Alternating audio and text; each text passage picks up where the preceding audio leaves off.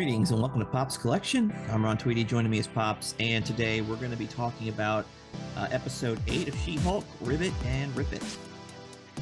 That's right, Ribbit and Ribbit. Episode 8, only one more episode after this one. Yep. And I think you might get your wish about your original thought that She-Hulk was the villain. Okay. You know, that, well, I feel like when we get to it, we'll talk about it. But, okay. Like you said, Ribbit and Rip It. And I thought, okay, this has got to be, some mutant, but no, not at all. No. We get a superhero named Eugene. Yep. Or LeapFrog, if you would have it. Yep. And does he have any thing in the universe? Does he have, a character like that? Or yeah. Interestingly enough, the original LeapFrog was a villain, not a hero, which is kind of, I guess, homage back to the show. But yeah, this is the first appearance of this guy's name is LeapFrog. You can see it's Daredevil number 25. So pretty early on in the canon, he's established. So this was written by I think Stanley, and Gene Colan. So created by those folks there. And you could see here, and this actually is not the same LeapFrog that we see in the show. He has a different name, same last name. But you could see kind of actually, the art style is actually pretty cool. Gene Colan actually did a good job with Daredevil. But you could see him fighting against LeapFrog. I think if we go a little bit further along in the comic, you've got, the actual costume itself. It's super cheesy, but that's kind of the, I think it is a kind of the She-Hulk sweet spot. It fits in with the genre of She-Hulk, so, definitely. Definitely you could see here, instead of jet fuel, he's got springs on the original costume. But, and of course they probably work better than or as it's proven, it works better than the jet fuel. But this particular version of Frogman, they call him in this one, but this was his original appearance in the 80s with a Marvel team up. You could see here the main people on this was Spider-Man and Human Torch, but there was an iteration of LeapFrog later on. Here you could see. Oh, okay. With the springs. Yeah. But, still very cheesy. And like I said, very suitable to a She-Hulk story, which I think actually works out pretty well. Yes. So, yeah, that's LeapFrog. Right. So, and we get in this story, I'm thinking that it's going to be a little different, because he comes to her saying that he's a superhero. Yeah. And that he said his catchphrase, Ribbit and Rip It, and his costume caught on fire. Yes, there was a defect in his manufacturing thing. So right. And your favorite costume maker, Jacobson, in this. Yeah, he's implicated. So yes. And so now we also get that by what he said, that there was a problem, and we finally get to see Matt Murdock in this. And what did you think about that? How did you like the way they kind of melted him into the story? I think in general it was a good appearance. It's obviously a way tonally, it's a way different Matt Murdock that we're used to seeing, but not too much. I think some people have been complaining about that. But to me, I don't think it's that much of a stretch. I mean, number one, obviously, we're talking about a different show. So, of course, he's got to play it a little bit differently. So that part doesn't really bother me. And, he's always had a dark humor about him, particularly in the Daredevil series. So it's not like super far removed, but I'm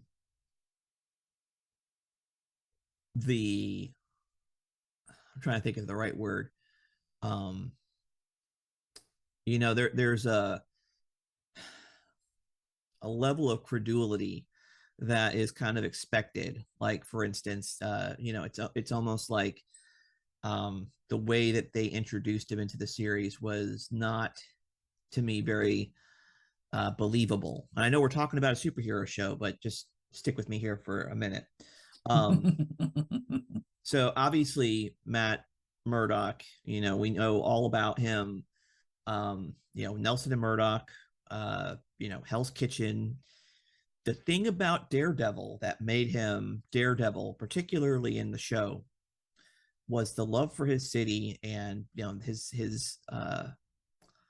was almost like the exact mirror image of Wilson Fisk. Both of them were extremely loyal to their city. Correct. Yes. Right. And so now they have to somehow get him all the way over to the West Coast to interact with Jennifer Walters. Which is why I think that we got introduced to Jacobson in the first place, because his real costume maker was in Hell's Kitchen, right? Melvin. We talked about Melvin extensively. Yes, we did. So that's what I'm saying. By him making Murdock's costume, then he has a reason to go out to LA. Yeah, exactly. So, to me, I don't think that's to me, I think that was I think that was poor writing for that, just for the setup. Once he got there and their interactions, particularly both in the courthouse and outside the courthouse, for the most part, it was good. I would say that 90%. Yeah, the motivation, the setup for it, actually, I think is actually pretty good. The fact that you have a case around superheroes, particularly around defective supersuits, right? And then and then the other thing around superheroes and their identities, keeping it secret, not to keep it secret. That also is interesting. But yeah, so I think most of it was executed well. It's just, for me, I would have liked to have seen, I think, to me, it would have made it better is that you could have Jennifer going to New York for some reason, or some other way of them meeting up, because, getting Daredevil to travel to across the country for a super suit, to me, that just seems kind of lame. But other than that, I think it was good. I think the interaction between them was good when we find out that LeapFrog, or Frogman, whatever he's calling himself, is he's actually the bad guy. And LeapFrog. He kidnaps Jacobson. Right. So, that was a good twist. And then having, Daredevil and She-Hulk fight it out first against each other, and then team up. I think that's pretty good. I got to tell you, I wasn't really sure how I was going to feel about the Daredevil costume, but it kind of grew on me the more I saw it. It's not bad. No. It seems very similar to his Netflix Daredevil costume, somewhat. I think the cowl is similar. It depends on which version, because he had the first season, he didn't get the suit until like the last episode, and that was different. And then the second season was a different design, and the third season was even a different design. In fact, I think the third season he wasn't even in it much, because we won't cover that today. That's kind of outside the scope of what we're going to talk about today. But right. So to me, there should have been, like, if more episodes were like this, I think it would be a much better show. I would totally agree with that. So. I feel like that with this episode, they at least intertwined enough action to actually keep you somewhat interested in the whole episode. Yeah.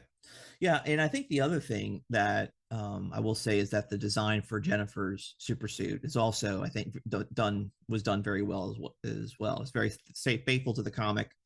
Yes. So that was done, I think, in a good way. So Yes, but the fact that she didn't know who Daredevil was and she thought he was a bad guy because he wearing a devil costume, yeah. it's like, okay, really? Well, I think that's actually extremely appropriate for the character because one of the things about the whole Daredevil or Defenders Netflix series is that it was very localized to New York City, Yeah, Hell's whether Kitchen, whether right? well, not just Hell's Kitchen but also Harlem and That's um true. That's true with you know Luke Cage yeah, and exactly. So just it's a New York centric storyline. It makes perfect sense to me that She-Hulk would not know who Daredevil was. I don't have any problem with that. okay. And but she did get to know him later, Yeah, and I don't. which that was the 10 part of the 10% I wasn't real crazy about.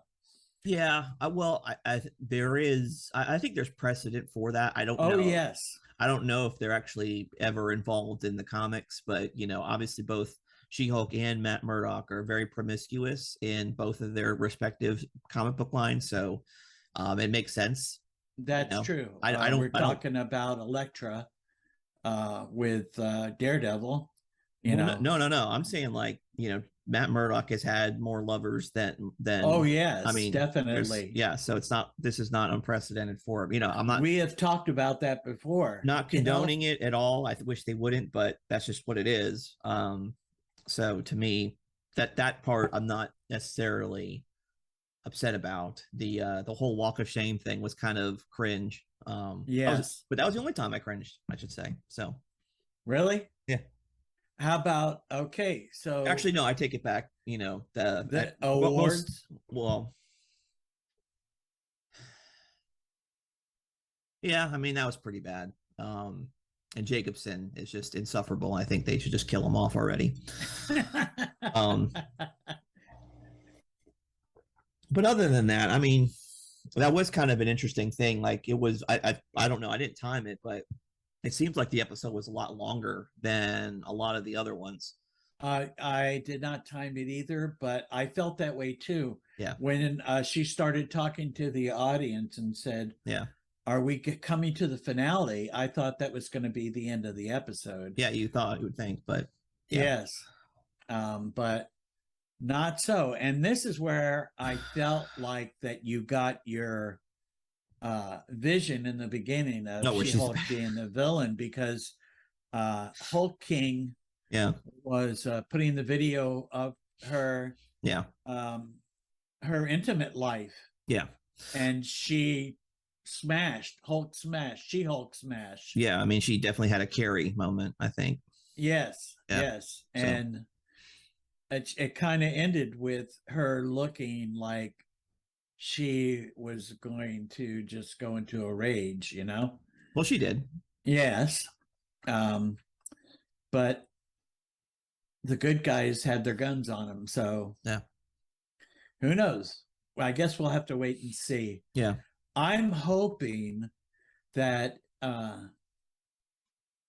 the next episode it kind of falls in line with this and actually tells you a story that's going to interest you.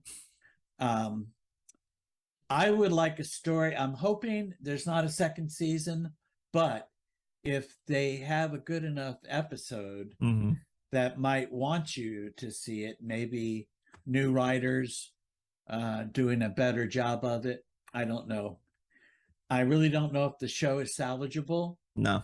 We're going to have to find out next week when we get to the series. I'm going to say series finale. Yeah, we'll see. Yes.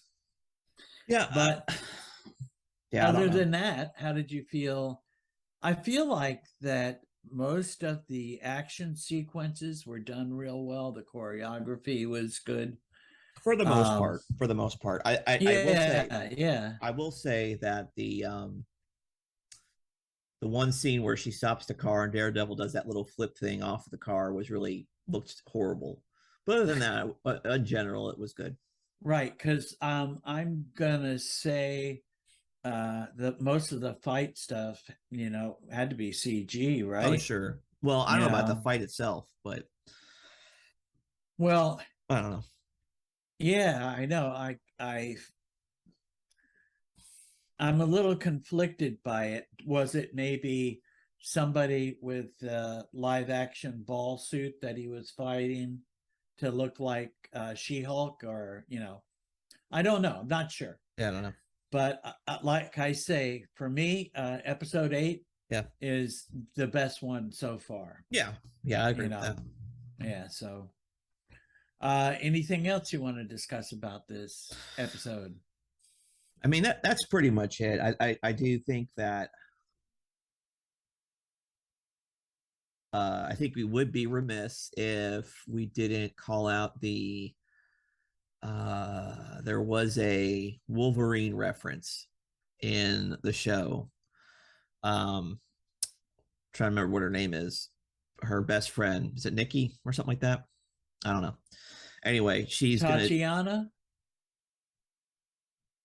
no, Nikki. whatever, whoever her best friend is. Um, Okay. uh, So great that anyway, you can remember those things. she's doing she put the makeup brushes like in the claw thing, Oh like yeah, yeah. yes, So I mean that yes, was an obvious reference to Wolverine, I think. yes.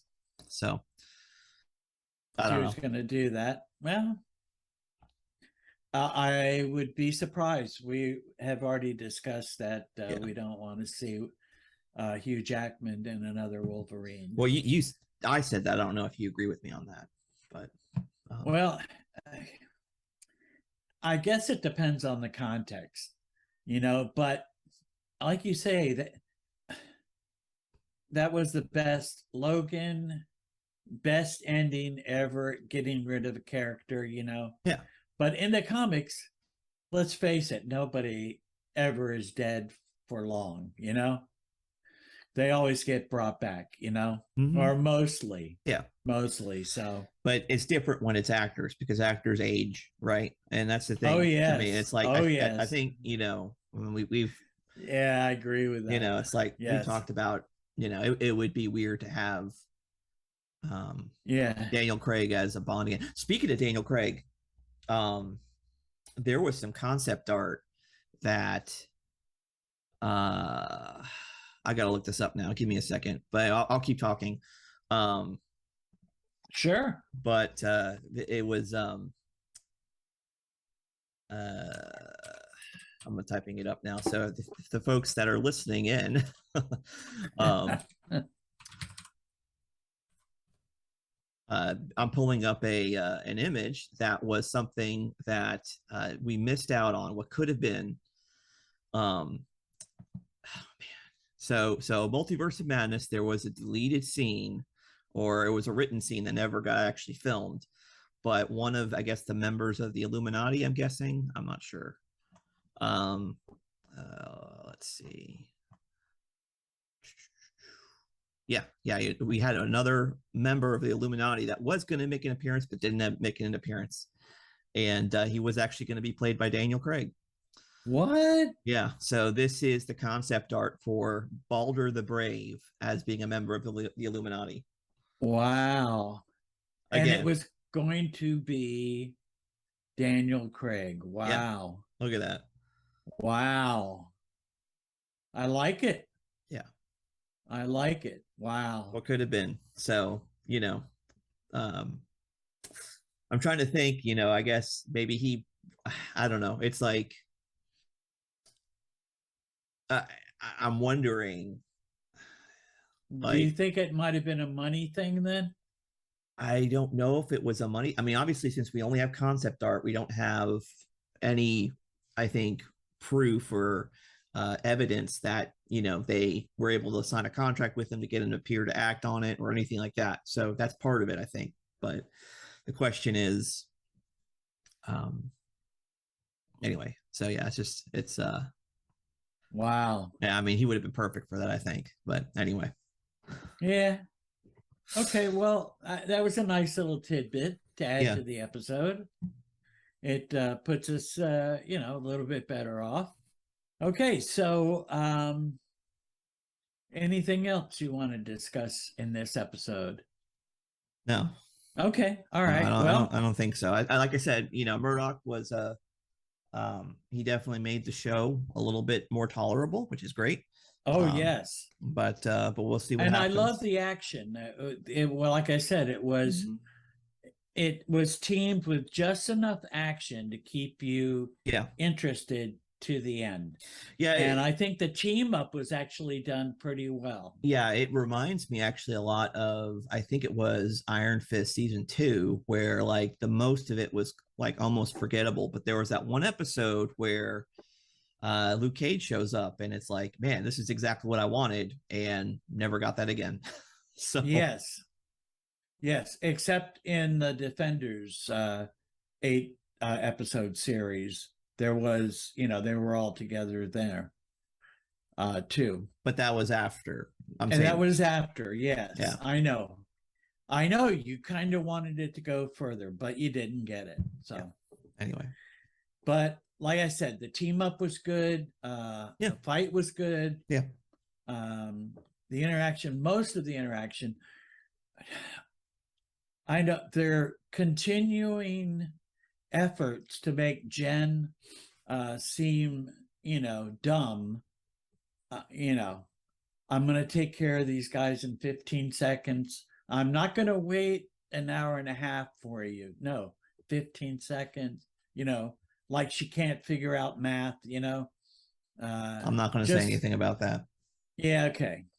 All right. Thank you. But still, they're continuing to do that through this entire thing, but I guess that's the way they're trying to develop the character. So we'll see. One more episode next week. That's right. I know you're so excited. I can't hide it. And then maybe we'll do an episode on the Marvel special. Yeah. I think that after works. that. Yeah, that makes sense. Yeah, because I could definitely watch that again. So okay. Anyways, I can't get your mom to watch it, but it'll be all right. Okay. All right. Very good. All right. Then we're done. Yep. All right. Well, thank you all for tuning in. We'll see you next week with the season finale of She-Hulk. And until then, goodbye and God bless. Goodbye. God bless. Tell your friends.